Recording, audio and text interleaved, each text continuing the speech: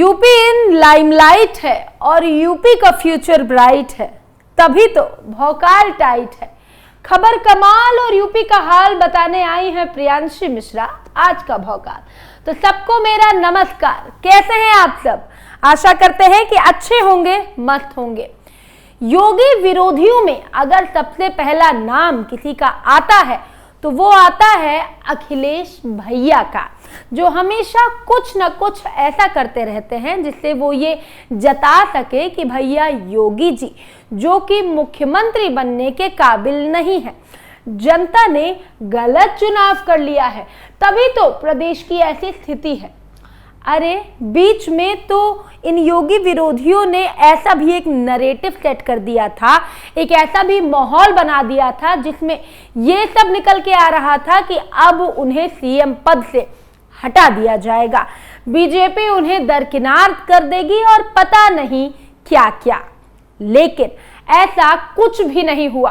कोशिश तो बहुत की उन लोगों ने, लेकिन हासिल उन्हें कुछ भी नहीं हुआ। इसी बीच 69,000 शिक्षा भर्ती को लेकर सुप्रीम कोर्ट के फैसले को लेकर सभी ने केंद्र सरकार को घेरा। ढेर सारे बयान भी आए, एक्स पर जमकर पोस्टबाजी भी हुई, लेकिन योगी बाबा ने भौकाल टाइट करते हुए सबको आईना दिखा दिया है। लेकिन उससे पहले आपको अखिलेश भैया का ट्वीट दिखा देते हैं। काफी लंबा चौड़ा ट्वीट लिखा है भैया ने, तो चलिए आपको बता देते हैं कि उन्होंने ट्वीट में क्या लिखा है। 69,000 शिक्षा भर्ती मामले में भाजपा राज की नाइंसाफी की एक और आर्थिक, सामाजिक, मानसिक मार, परंतु एकता की शक्ति के आगे हार। 69,000 शिक्षा भर्ती कोर्ट ने निरस्त होते ही बांदा डिस्ट्रिक्ट कोऑपरेटिव बैंक ने भर्ती हुए शिक्षकों से बैंक से लिए गए किसी भी प्रकार के ऋण की वसूली का फरमान जारी किया और आगे भी किसी भी प्रकार के लोन का रास्ता बंद करने की साजिश रची। परंतु युवाओं के आक्रोश के आगे ये फरमान एक दिन भी नहीं टिक पाया और भाजपा सरकार को इसे भी रद्द करने का आदेश निकालना पड़ गया। लेकिन याद रहे, उत्तर प्रदेश की भाजपा सरकार ये काम मन से नहीं बल्कि दबाव से कर रही है। इसीलिए इस आदेश को पूरी तरह रद्द नहीं बल्कि कुछ समय के लिए स्थगित मानकर इसका पूरा विरोध जारी रखना चाहिए। वैसे तत्कालीन रूप से ये युवा विरोधी भाजपा के विरुद्ध युवा शक्ति की एकता की जीत है। जिन भर्ती हुए शिक्षकों ने अपने घर, परिवार और बाकी सामान के लिए नौकरी का निरंतरता की उम्मीद पर कुछ लोन लिया था, तो क्या अब ये सरकार उनके घरों और सामानों को कब्जे में लेने की साजिश कर रही है?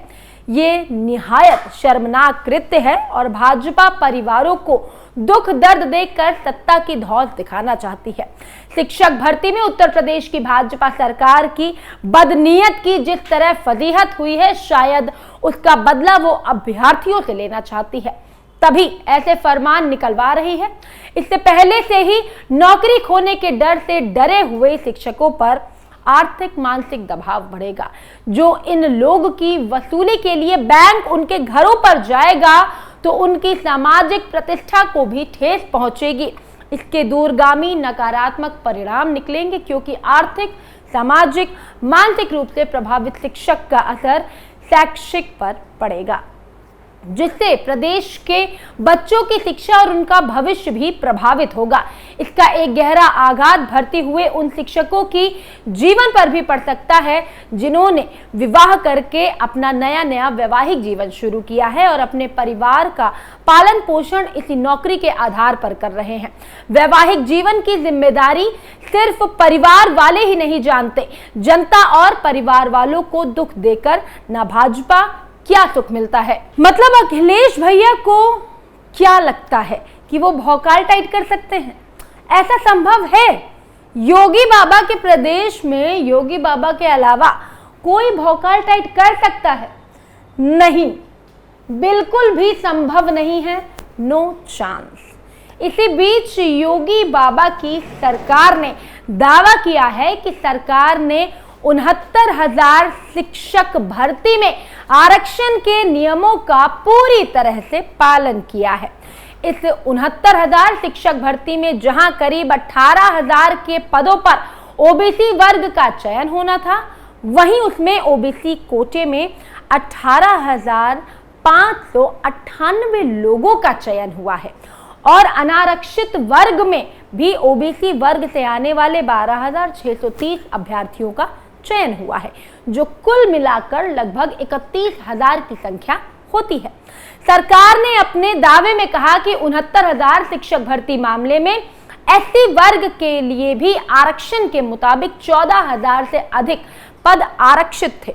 इन सभी पदों पर एससी वर्ग के अभ्यर्थियों का चयन हुआ और नियम के अनुसार 16,000 से अधिक एससी वर्ग के अभ्यर्थियों का अनारक्षित वर्ग में भी चयन हुआ है। 1100 से अधिक अनुसूचित जनजाति के खाली पदों को अनुसूचित जाति के अभ्यर्थियों से भरा गया है। सरकार ने तो यह भी दावा किया कि सपा सरकार में यूपी लोक सेवा आयोग में कुल भर्तियों में मात्र 26% ओबीसी युवाओं का चयन हुआ था।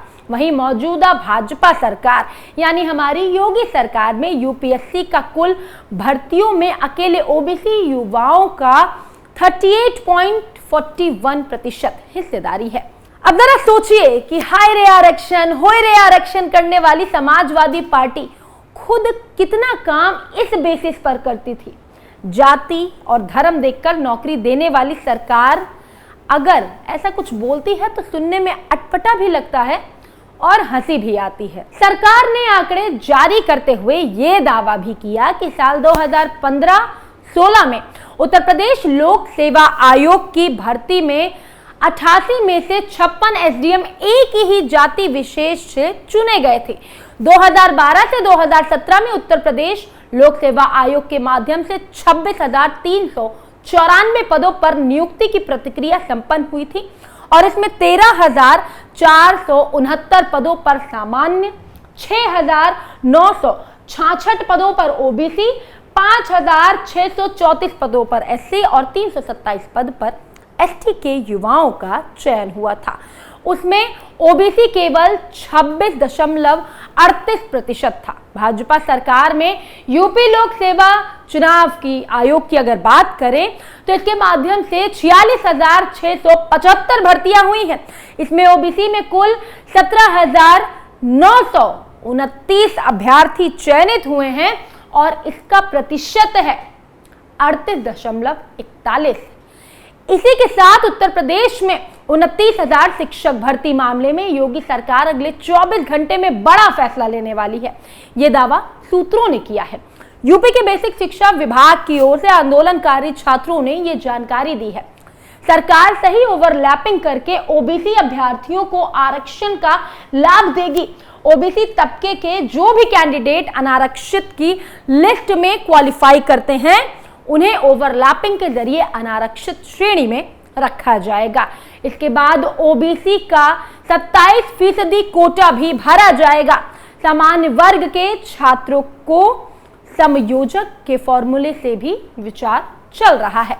इस एपिसोड में बस मैंने यही समझाने की आप सबको कोशिश की है कि अपनी सरकार में न जाने कितने भ्रष्टाचार किए, न जाने कितने लोगों का हक मारा, न जाने कितने लोगों का पेट काटा, न जाने कितने लोगों को उनके अधिकार से वंचित रखा। और वो सरकार किस मुंह से मौजूदा सरकार यानी हमारी योगी सरकार से हक के बारे में बात कर रही है। ये वो मुहावरा है, कहते हैं ना कि जिनके खुद के घर शीशों के होते हैं वो दूसरों के घर पे पत्थर नहीं फेंका करते। अखिलेश भैया को ये समझना होगा कि सरकार काम कर रही है, तभी तो प्रदेश में योगी बाबा का डंका बोल रहा है। खैर, फिलहाल आज के एपिसोड में इतना ही। कल फिर से हाजिर होंगे एक भौकाली मुद्दे के साथ। तब तक के लिए सबको मेरा नमस्कार।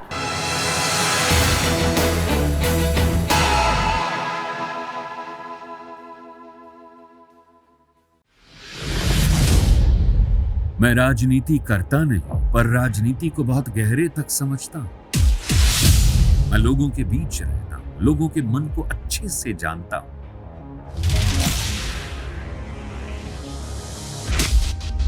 पब्लिक और पॉलिटिक्स की हर नब्ज को खूब पहचानता हूं। संघर्ष की सियासत से सत्ता के सिंहासन तक मैं हर खबर से खरा सच निकालता हूं।